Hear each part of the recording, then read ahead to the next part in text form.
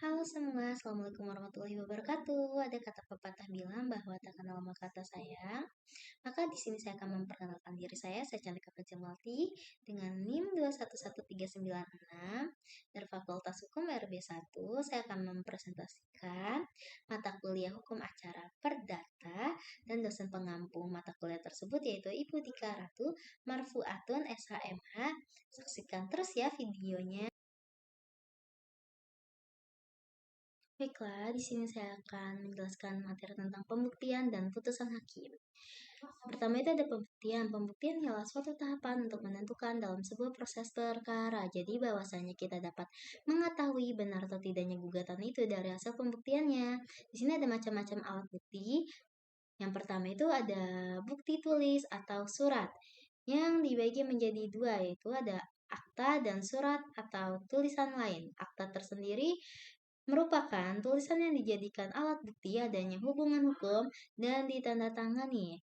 Di sini akta juga dibagi menjadi dua. Yang pertama ada akta autentik dan akta di bawah tangan. Akta autentik merupakan surat yang dibuat oleh pegawai umum yang berkuasa dan surat tersebut harus dibuat dalam bentuk yang ditentukan oleh undang-undang dan memiliki kekuatan nilai alat bukti yang sempurna.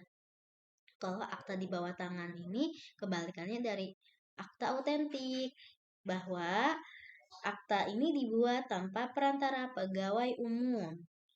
Yang selanjutnya ada bukti saksi. Tentunya di sini ada syarat-syaratnya. Yang pertama, umur minimal 15 tahun ke atas, sehat akal dan jiwanya, bukan keluarga saudara, dan bukan suami istri salah satu pihak walaupun sudah bercerai. Yang terakhir, tidak mempunyai hubungan kerja dengan salah satu pihak dan menerima upah. Selanjutnya ada bukti persangkaan. Bukti persangkaan ini apabila tidak terdapat bukti secara langsung, persangkaan ini ditarik oleh hakim berdasarkan bukti yang telah ditentukan dalam persidangan. Yang selanjutnya ada bukti pengakuan. Bukti pengakuan itu berupa bentuk pernyataan seseorang yang membenarkan tuntutan orang lain, baik itu seluruh dan sebagian atau sikap diamnya seseorang terhadap tuntutan orang lain. Yang selanjutnya, yang terakhir ada bukti sumpah. Bukti sumpah ini sebuah janji seseorang atas peristiwa yang sebenar-benarnya.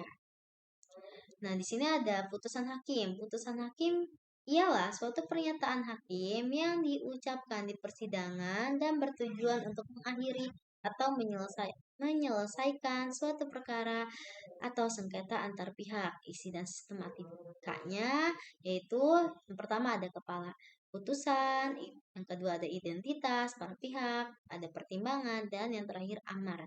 Jenis-jenis putusan itu ada dua, ada putusan sela dan putusan serta-merta. Putusan sela ini merupakan sebuah putusan yang diadakan sebelum hakim memutuskan perkaranya. Nah, putusan sela ini ada jenis-jenisnya, ada putusan preparator dan putusan interlocutor. Kalau putusan preparator ini sebuah putusan untuk persiapan putusan akhir tanpa mempengaruhi pokok perkara atau putusan akhir. Kalau putusan interlocutor ini isi dari sebuah putusan yang berisi perintah dan pembuktian.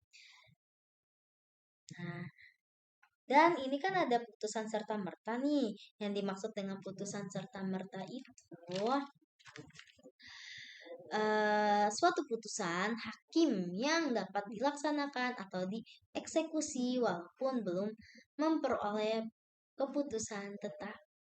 Nah, di sini ada syarat-syarat yang perlu dilakukan agar putusan dapat dijalankan lebih dulu walaupun diajukannya banding. Yang pertama adanya akta autentik, yang kedua itu adanya putusan hakim yang memiliki kekuatan hukum pasti, dan yang terakhir adanya gugatan provisional yang dikabulkan. Baik, sekian presentasi dari saya. Wassalamualaikum warahmatullahi wabarakatuh.